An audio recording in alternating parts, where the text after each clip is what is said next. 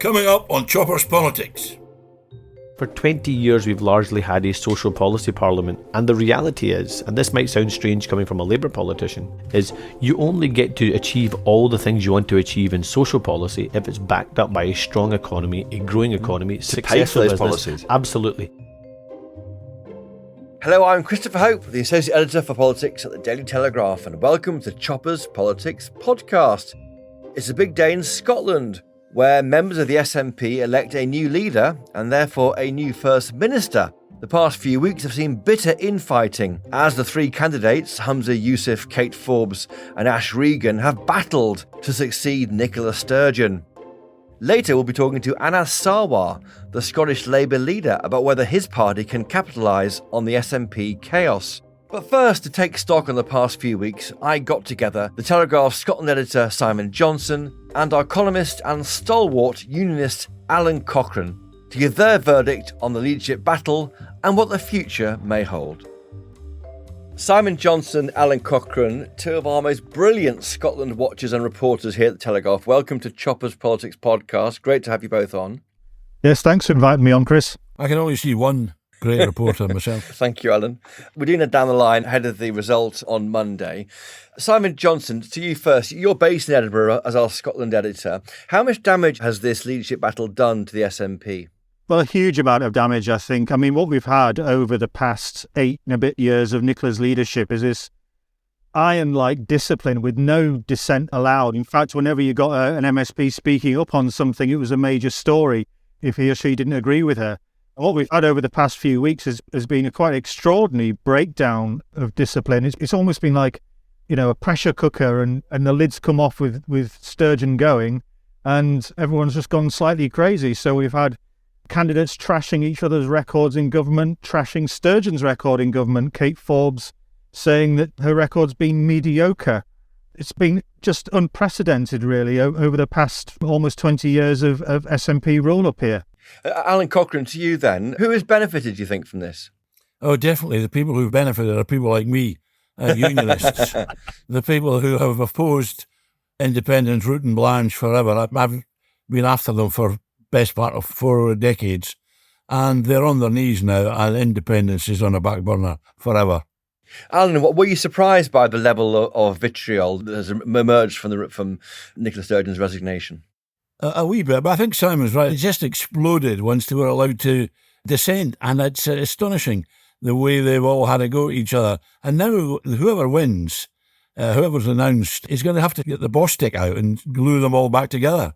It's an incredible... Who on earth is going to serve under, for instance, Kate Forbes or Ash Regan when Nicola's legacy has been monstered by those two? Yeah, well, we're recording this, of course, before the announcement on Monday of the winner. But Simon Johnson, if, say, Kate Forbes wins, does the government collapse in Edinburgh? I mean, can the Greens serve under her? And if they can't serve under her, then is there actually a minority SNP government? Very difficult to see how the Greens would serve under. Their co-leader Patrick Harvey has issued a warning this morning that basically they would be expected to stick to the Butte House Agreement, which is the coalition deal that Nicola Sturgeon signed. Now, in that is to pursue the sort of gender reforms that Kate Forbes has already said she opposes. There's also a lot of environmental stuff in there that Kate Forbes doesn't really like and has said she would go back on. And Forbes has emphasised throughout the campaign that her priority would be to grow the sort of Scottish economy, which has grown over the last few years at a very, very sluggish rate. And you'd be talking about going into coalition with a party that doesn't believe in economic growth. So it's very, very difficult to see how that coalition would survive. So I think it probably would be a minority government, and then she'd having to deal with each party on a case-by-case basis, and there'd be certain things that she could do deals with. There might actually be certain things she could do deals with the Tories in terms of her economic policy. So, yeah, I think we'll be into that territory. I just don't see how the hard-left sort of Greens have a coalition government with Forbes. Is that right, Alan Cochrane? Do you think that only really Humza Yousaf, because Ash Regan won't win, only really Humza Yousaf allows the SNP to hang on to their majority government in Scotland? I think that this announcement over the weekend by those idiotic Greens is the best news the SNP could ever have. They're saying we are going to break up the coalition if you don't do what we say. Now, that 90% of the SNP hate the Greens, and they've been forced into coalition because Nicholas told them to, but they're a shower, an absolute shower. They don't believe in economic growth, as Simon says. They don't believe in roads because cars run on roads and cars have petrol. I mean, they're an absolute waste of space. And the majority of the SNP, certainly 2 of the 3 challengers, believe this. They've got to be dumped. And the fact that they're now saying, if you don't take the UK government to the Supreme Court and waste another 6-figure sum on losing a debate before the justices, this time on the UK government's veto on that ridiculous gender bill, then if I was in the SNP, I'd be cheering from the rooftops. I really would. I'm checking you don't vote for the Green Party, Alan. Just I'm not telling you how I vote. but to take Alan's point there, Simon Johnson, do you think that SNP then might lurch back towards maybe where it was under Alex Salmond, a middle ground party which appeals to Tories as much as Labour? I think if it was a Forbes win, then yeah, that's what we'd be looking like. A much more sort of new Labour centrist approach. Like we saw under Salmond. Salmond was very assiduous when he first became First Minister in 2007 to court business, and he was very successful at doing that, whereas over the past 8 and a bit years of Sturgeon, really, the business community and Sturgeon have become estranged. You know, the business community have repeatedly complained that they're being ignored. So yeah, I would expect that under a Forbes government, that is what we would see. And actually, you can sort of canvassing the Tory MSPs in the Scottish Parliament, they would far prefer a Humza Yousaf victory than a Kate Forbes victory, because they think that Forbes has the capability to appeal to some of their potential voters. Have you been surprised, Alan Cochrane, the way Kate Forbes' views on single-sex marriage and other areas haven't actually damaged her? Well, as far as we know. I mean, or do you think that those will have held her below the waterline? Oh, not certainly not hold below the waterline. I think there's been a reaction to the disgraceful attacks on her at the outset of the campaign. And I think basically they've been set to one side, her views on the social issues like gay marriage and babies born out of wedlock. That's been put to one side. I think they'll come back to bother her, but I think that most people are ashamed of the vicious attacks on her, the dirty tricks, as Kate Forbes' supporters said, that were launched against her. So I think she can cope with it. They will definitely come back, because these things crop up from time to time. But I do think that she's lived through that whirlwind for a bit, and she's okay now, I think, for a wee while. And Simon Johnson, do you think the attacks on Humza Yousaf over his record in government have stung? They have been quite brutal, haven't they, from Kate Forbes particularly? Well, they've got the ring of truth about them, to be honest with you. I think that's some Humza Yousaf's problem. You know, he hasn't done particularly well. That's Alan Cochrane chuckling in the headphones, if you're listening very closely, by the way, listeners. Carry on, Simon. He hasn't done particularly well, and certainly not as health secretary. We've got record waiting lists, record vacancies for doctors and nurses, cancer waiting time targets being missed by huge margins.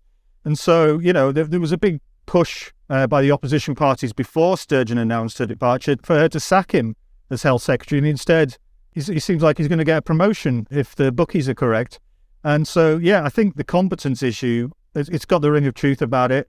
You look at the polls, and public don't seem to particularly like him up here, and they don't seem to think he's competent. So I think there's huge issues for them if Humza Yousaf wins. I mean, he may keep the gang together in terms of the Greens. He would probably have a lot of the SNP experienced establishment people behind him would stick together to help him along. And so there would be the sort of machine, the election-winning machine that would remain together. But as I say, I think if you look at his record, it's hard to say that this is a guy who's going to sort out the health service and sort out the education system and all the problems that we've got up here. Alan Cochrane, I said there who has benefited, and you very generously said journalists, but in terms of politics, surely Labour is the party that's benefited the most from this chaos. Labour have had a good campaign, even though they're not fighting it. But I think the person who's come out done himself a lot of good on this campaign, and I've been as critical as any about Douglas Ross, the Tory leader. He's had a smashing campaign against Sturgeon in the last couple of weeks. But Anna Sarwar is a very, very good operator. I like him a lot. And he's a very Blairite, all things to all men sort of Labourite. I think he's very good. But and is Ross. So I think they're in for a big fight the next time the Nationalists. I'll tell you what was interesting, looking at that front bench last week, the SNP That's front bench. in the Scottish Parliament. If you look at that across that front bench, you say, well, she's not going to be in the next cabinet. He's not going to be in the next cabinet. She's not going to be in the next. John Swinney's resigning. Nicola's gone. I mean, who on earth? And you go at the back benches and you think, which of that bunch could possibly be in a cabinet? Now, I wonder how she's going to form a government. Say it's Ash Regan or Kate Forbes or even Humza. Humza will keep the same lot, the same people with previous convictions in terms of mistakes made by Sturgeon's government. But who on earth is going to serve with Kate Forbes' government? Just on that point, though, on Labour. Yeah, Simon Johnson. Yeah, I was just having a look back. I mean, we don't see Keir Starmer up here. We haven't seen him for months at a time. Then Nicola Sturgeon announces her resignation. He was up here on the 10th of the month, on the 16th of the month, and he was up here on Friday, the 24th. Wow. 3 times in 2 weeks. I would suggest to you that is not a coincidence. They see a tremendous opportunity here. I mean, unofficially, if you speak to people, they say, oh, maybe we can win. They've only got 1 seat up here, Labour, at the moment. 1 MP. 1 MP out of 59. The SNP have 48.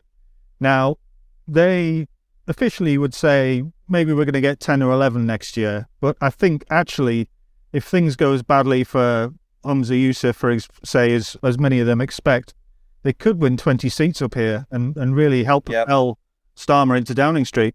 But I'll tell you, I don't know if you were in the office a couple of months ago when Keir Starmer was coming around. And I mean, I looked him straight in the eye, and this is, you've got to keep asking the Labour people this.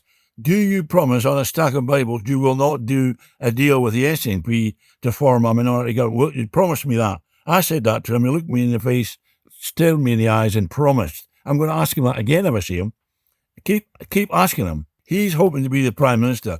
Is he going to back on a deal with the SNP to put him in number 10 Downing Street? He says no. Keep asking him. I was in a hall when he said he wouldn't do that. Keir Starmer said he wouldn't do that. I've heard him say it as well, but keep asking. And of course, he told you that having been on my podcast last November, Alan. So I remember it vividly.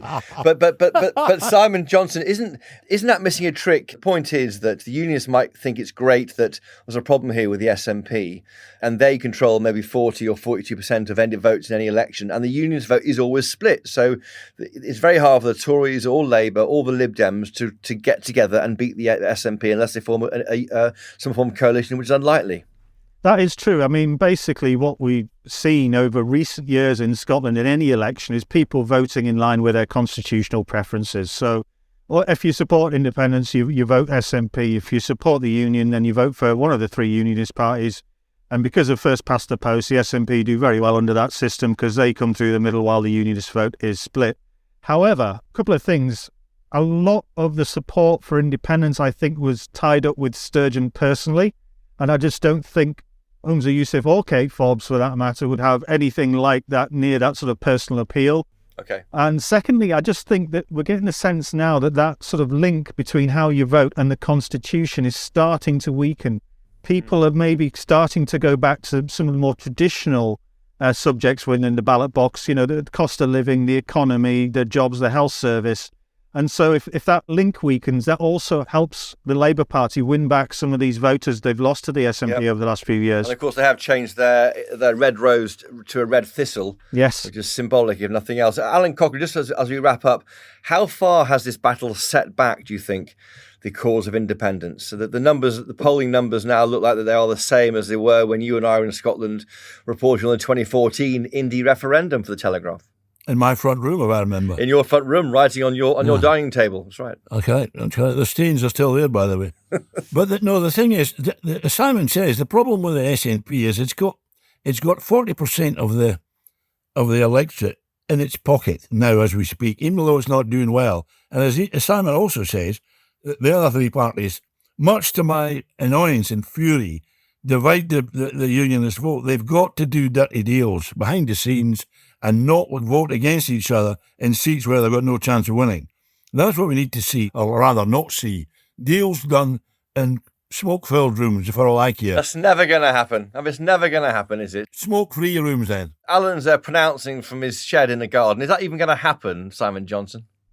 Well, it's already kind of happened, actually. In the last Holyrood election, we saw massive tactical voting by Unionist voters. And I think Douglas Ross actually explicitly told people in seats where Labour had a better chance of beating the SNP than the Tories to vote Labour. Okay. So basically, I think that is already happening. And actually, Unionists are getting quite canny of that. So there. All right. Simon and I are right, you're wrong, Chopper.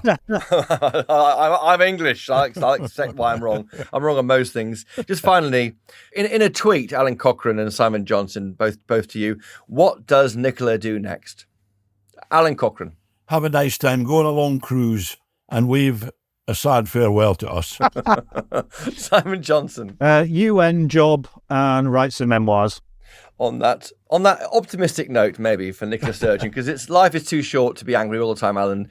Simon Johnson and Alan Cochrane, our brilliant team of Telegraph colleagues reporting on Scotland. Thank you for joining us this week on Chopper Politics podcast. Thank you. Thanks, Chris. Cheers, Chopper.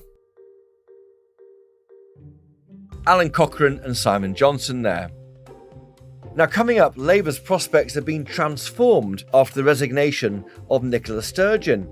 And the party that's benefiting most, it seems, from the polls is Labour. And next, we'll have the Scottish Labour leader, Anna Sarwar, right after this.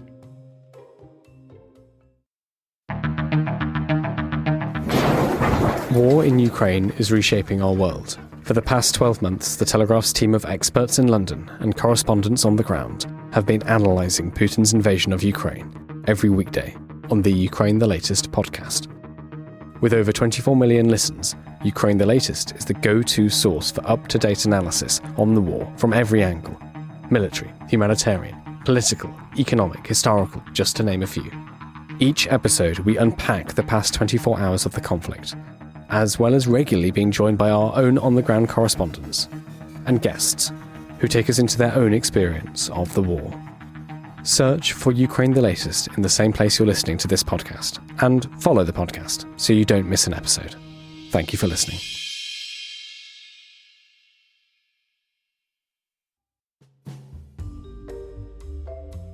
And we're back. Now, as Simon Johnson said, Keir Starmer, it seems, cannot stay away from Scotland in the recent weeks as he tries to capitalise on the problems in the SNP. But it seems, conversely, that its Scottish Labour leader, Anna Sarwar, can't really stay away from London. He was down in the capital just last week, meeting with members of the Labour shadow cabinet. And during that visit, he found time to pop into the Red Lion pub and join me for a coffee. Anna Sarwar, Labour's Scottish leader, welcome to Chopper's Politics podcast. We're in a smelly pub, aren't we? It's a pleasure being here. Does it remind you of Glasgow, this pub? No, Glasgow Not the smell, the pub. Glasgow establishments are obviously fantastic, and you should come and frequent them more often. I'm always trying to encourage more tourism and more spending in Glasgow, so please, you're more than welcome. No, I love Scotland and the bars, and Glasgow particularly. You've been in London on meeting your colleagues down here, Keir Starmer. What did you tell the shadow cabinet? Look, the key point is, people can themselves see that the SNP is in turmoil. It's a political party that's talking to themselves about themselves. And what I'm really keen to stress, both in Scotland but also here, speaking to UK shadow cabinet colleagues, is we can't just wait for the wheels to come off the SNP bus and assume that that means people automatically shift to Labour. We have to be worthy of people's support. We have to lead with humility. We have to win people's trust. We have to earn their respect. We have to earn their vote. And that's partly about saying, one, that UK Labour can win, but secondly, demonstrating what that win actually means in practice to change people's lives in Scotland. That primarily has to be around the economy, the cost of living crisis, but also around public services and the NHS. So that key message. But the other key point is there's a lot of debate across the UK about the next general election. And a lot of the UK general election debate focuses on the red wall. And I know from my conversations... That's Northern England mainly, isn't it? Totally. When it's talked about. Absolutely, because people think the red wall is going to decide the next election. The tartan walls is as important. Indeed, but this point that I keep making and that Keir Starmer keeps making, and I reinforce to the UK shadow cabinet, is when you think red wall, you have to also think Scotland. Scotland is going to decide the next general election, not just the Red Wall in the north of England going to decide the next general election. And I genuinely believe that Scotland will lead the way in helping to deliver a UK-wide Labour government. Not just for the sake of delivering a Labour government, but actually because it's going to mean meaningful change in Scotland around green revolution, around putting Scotland at the heart of the strongest economy in the G7, around reforming our public services, about democratic renewal and bringing respect and dignity back to our politics. All of these big issues facing us in Scotland to come the next general election. So, Anas, is the problem, though, that the union vote is split? That there's always going to be a baked-in, whatever the number is, 45%, 42%, maybe 39% vote for the SNP, and that will win the election for them, or at least give them almost within touching distance of power? I think certainly since the referendum in 2014, people have viewed the Scottish electorate as being in two entrenched camps, with the 45 on one side and only one mainstream political party challenging for that vote, and the 55 on the other side in terms of percentages in the result, and three mainstream political parties challenging for that vote. Actually, I think it's a bit more of a complicated picture than that. I think about a third of the electorate in Scotland is entrenched in terms of support for independence, want a referendum tomorrow, would vote for independence tomorrow. I think about a third of the electorate is entrenched in terms of never wanting a referendum again, or certainly not wanting one in the immediate future, and would vote no in a referendum. And then I think you have a third of the country who perhaps are soft yes, soft no, undecided. And I think if we are going to move away from that binary politics where it's us versus them, constant bashing each other over the constitutional argument, played in by both Tory UK government and the Scottish SNP government for their own interest, if we're going to break through that, we have to say, what is the way forward that we can find a journey on? And my plea to people in Scotland is, there isn't a majority for a referendum, there isn't a majority for independence, but there is an overwhelming majority for change. And so people may ultimately disagree with me on the independence question. I don't support independence. I don't support a referendum. But I think a vast majority of us can agree in Scotland we need to work together to get rid of this Tory government. Does that mean more powers, more devolution? And that means persuading people to go on this part of the journey with us together. And the journey is what? More devolution? No, more powers over other areas? Look, obviously you've had the Future of the UK report published by Gordon Brown, which sets out some proposals. I think it's less about where does the power lie. It's more about what individual politicians do with the power, and then about building retrust in each layer of our democratic institutions. So it's about reforming the House of Lords, reforming the House of Commons, reforming the Scottish Parliament, reforming local government in Scotland. But look, the reality is, if you're struggling with the cost of living crisis, if you're struggling to get an NHS appointment for your loved one, if you're struggling to get your child a mental health appointment, you don't really care about where power lies. You want to know what politicians are doing to change your life. And that's where I think Labour has to be the change that Scotland needs and demonstrate this is what democratic renewal looks like, but more importantly, this is what social and economic renewal looks like. Because the SNP have been distracted by that goal, haven't they? That's the impression we get from down here. Totally, but actually, if there's a broader criticism, not just of the SNP, but you're right, I mean, the SNP itself has focused a lot on the independence question, not about growing Scotland's economy. But if there's a wider criticism I would make of Scottish politics and the advent of the Scottish Parliament in 1999, is for 20 years we've largely had a social policy parliament rather than an economic policy parliament. And the reality is, and this might sound strange coming from a Labour politician, is you only get to achieve all the things you want to achieve in social policy if it's backed up by a strong economy, a growing economy, successful business. Policies. Absolutely. And therefore, one of the two pillars for what I want to do in Scotland is, one, of course, come up with a plan to reform, renew and rebuild our National Health Service, which is in terminal decline in Scotland, not because of the workforce but because of government neglect. But alongside that, we need to build our own growth plan for Scotland that demonstrates the best of Scottish talent. Would you stop blaming the UK government for failures of the Scottish government? That's how it's pierced down here. Yeah, I mean, the problem you've got is when it comes to any failure in Scotland, but own them yourself, it's either somebody's fault. And there comes a point where there is blame to be attributed, fair enough, attribute blame. But actually, I'm less interested who's to blame. I'm more interested in what we can do to fix it. So I'm more interested in my conversations with Keir Starmer to say, this is what I need a UK Labour government to do, and this is the difference it'll make to people's lives in Scotland. Clean energy in 2030 being one example of that. Putting the economy front and centre of our politics across the UK, an important part of that. Changing our relationship with the European Union, a really important part of that. All of these huge issues, which are going to be a big focus for the UK Scotland's government. relationship relationship or the UK relationship? Both, because they're intrinsically linked. So, look, I've never bought into the idea that because we are so upset, rightly so, that we have withdrawn ourselves from the EU single market, that somehow it means we should remove ourselves from the UK single market. The UK single market is more important to Scotland than the rest of the global market combined. We trade more with the rest of the UK than we do with the rest of the world. That's not to say I don't want to change the relationship. I want us to strengthen our trade ties, business ties with the rest of the UK, and I also want to smooth and change the relationship with the European Union when it's in our national interest, and I think there's a positive way of doing that. Labour is lucky, isn't it? I mean, to see the Labour's not felt very lucky in Scotland for the last 15 years. Let me do two pieces of luck. I mean, Boris Johnson evaporating last July from office, which has been a big deal in terms of the red wall you talked about earlier. And now you've got Nicola Sturgeon disappearing, and you know, obviously, of apparent chaos amongst the SNP leadership.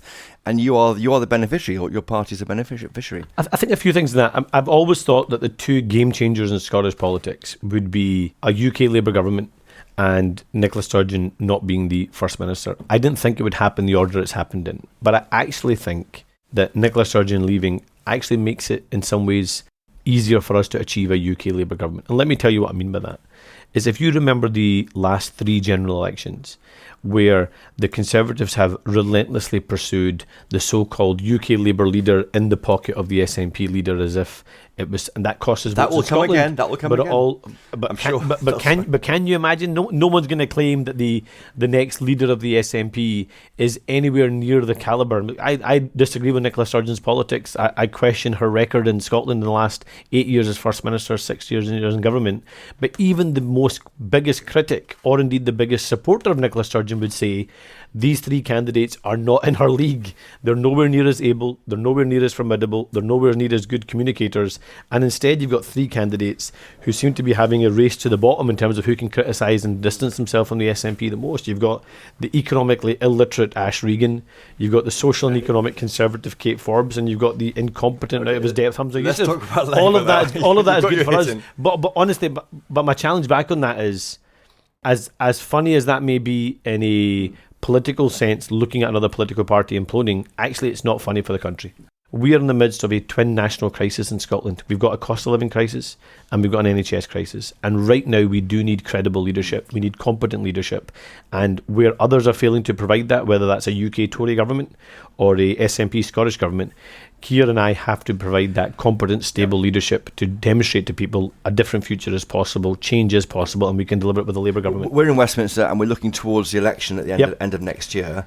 One MP at the moment, 20 after election for Labour in Scotland? Well, that's what some are saying.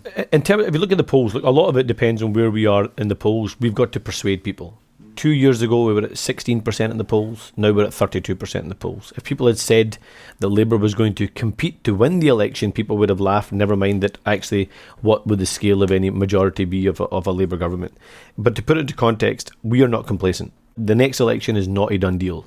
The next election is not won yet. There is still work to do. I think people have decided they want the Tories to lose. I don't think they've yet decided they want us to win. And we have got to earn that trust and deliver that programme. And in terms of what it means for seats, to answer you directly, in terms of Scotland, I'm not going to put a number on it. You wouldn't expect me to put a number on it.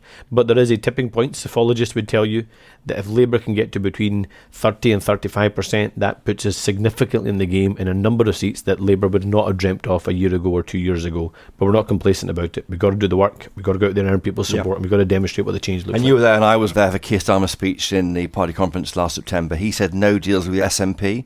That's what you're telling him still? No ifs, no buts, no deals with the SNP, and a direct challenge to the new SNP leader is we're going all out for a Labour majority government. But if we fall short of that and we have the opportunity to form a minority government, the SNP face a clear choice. They can either vote in a Labour government or they can vote in a Tory government. And I dare Kate Forbes or Hamza Yusuf to vote in a Tory government, and we can see how Scotland reacts. Are you a monarchist? I am. I was a strong supporter of Her Majesty. I thought she was a great symbol of Britishness, a great symbol of our country. And I think King Charles has had a really, really good start. I think he also is someone that has a huge passion for Scotland, and I'm looking forward to attending the coronation. This Republican streak amongst these three SNP candidates is worrying for people down here. I mean, I just to summarise, Hamza Yusuf says he's a Republican. Ash Regan, or rather Andy Murray, was the president of Scotland, and Kate Forbes says the jury is out. Well, look, that's up to them in terms of what their view is. That wasn't the view that Alex Salmond projected back in 2014. Nor Nicola Sturgeon, I think. Nor Nicola Sturgeon. I understand these are three candidates trying to persuade their SNP membership and perhaps are reflecting that rather than actually what's in the national interest. Okay. And just on the issue of culture wars, this Gender Recognition Act that Labour voted for, do you regret that? Look, I don't regret it, but what I do regret, and I do have some regrets, is if we're honest with ourselves and if the Scottish Government is honest with itself, since the passing of the GRR bill, I don't think our trans community feel any more protected. I don't think women feel any more reassured, and it feels like everybody has lost. And I think that's partly because of what happened in the Isla Bryson case. It's partly what happened in terms of a government not taking the people with them. And I think the SNP leadership election is a reset moment, or should be a reset moment, where we look at the situation we've got ourselves in, we try and build a consensus, we try and find a sensible way forward that does protect our trans communities, but also reassure women on single-sex based rights based on biological sex. Would you tell your MSPs to vote for it now? Look, we should have been harder, I think, in terms of our amendments. That we did get good amendments in terms of more safeguards. We got good amendments in terms of data sharing. We got good amendments in terms of getting the Equality Act on the face of the bill. But we had more robust amendments around further safeguards around the Equality Act, further safeguards around sex offenders and those facing trial for rape. And we also had further amendments around protecting single-sex spaces. When those amendments didn't pass, we should have perhaps been a bit harder on that in reflection. Voted against. Maybe not voted against, but probably pushed the government harder on that. But I would hope that the Scottish Government recognises they made a mistake in those areas. Would you repeal it now if you're First Minister? Would I repeal it? Would you repeal it? I wouldn't say repeal it, but I think we certainly need to have modifications that give greater protections to single-sex spaces based on biological sex, define much clearer the primacy of the Equality Act, and build in greater safeguards. And a lot of that is partly legislation, but also partly guidance. And I don't think yet either government has given the Equality and Human Rights Commission its role in terms of defining that guidance, identifying the inconsistencies, and then both governments committing to resolve those inconsistencies. We've not had a grown-up politics on this, which is a big part of the problem. That's how it appears. J.K. Rowling, everything's culture war, everything's constitutional. And it's so negative. And I mean, absolutely. As you say, the victims are the people of the trans community. Absolutely. J.K. Rowling is a major Labour donor. Should your party take her money still, despite a position on this area? I would imagine that J.K.'s probably not keen on giving the Labour Party money at the moment. I think we probably have lots of work to do to reassure her and win her back. But is J.K. Rowling... Is she a national hero? Is she a national hero? Is she? Look, I'll give you an example. I was in Orlando with my kids, our first holiday in 3 years abroad, coming through COVID, and we went to Universal Studios, and to see Harry Potter World and the global impact of someone who is a writer and an icon from Scotland. How can anyone say anything other than she is a huge figure in our culture, our arts, and an icon? Just final question, the most important one. Have you ever had a deep-fried Mars bar? I actually had my first deep-fried Mars bar. This might relate to you seeing the video of Keir Starmer being asked if he'd have a deep-fried Mars bar. I don't know if you saw that. And so on camera, political editor of The Sun, Chris Musson, tried to get Keir Starmer to eat a deep-fried Mars bar on camera. Keir rejected that, saying he'd learnt a lesson that a Labour leader should never eat on camera. Once the camera was off, he didn't try it, but I certainly did. It's quite messy. And it was the first time I actually had it. It was an interesting delicatessen. I'm not sure I would recommend it to others. You went on the spinning machine after to work it all off. Unless I need a lot more than the spinning machine one off, to be fair. Look, Anna Sarwar, thank you for joining us on a great busy day for you in Red Lion Pub, and a safe journey back to Scotland. Thank you so much. Come on again. Thank you. Thank you. That's all for this bonus episode, listeners. Thank you to my guest, Simon Johnson, Alan Cochrane, and of course, Anna Sarwar, the Scottish Labour leader. Thank you to my producers, Louisa Wells and Giles Gear. But most importantly of all, thank you to you for listening. Please do share your thoughts on what's next for the SNP by emailing me, chopperspolitics@telegraph.co.uk, or find me on Twitter, we're at Choppers Podcast. I'll be bringing you the fallout from the SNP election over the next few days in my Choppers Politics newsletter. It goes straight into your email inbox every weekday. The link to sign up will be in the show notes to this episode. And as ever, please do buy a copy of the Daily Telegraph whenever you can. It will leave you much better informed. Until next time though, cheerio!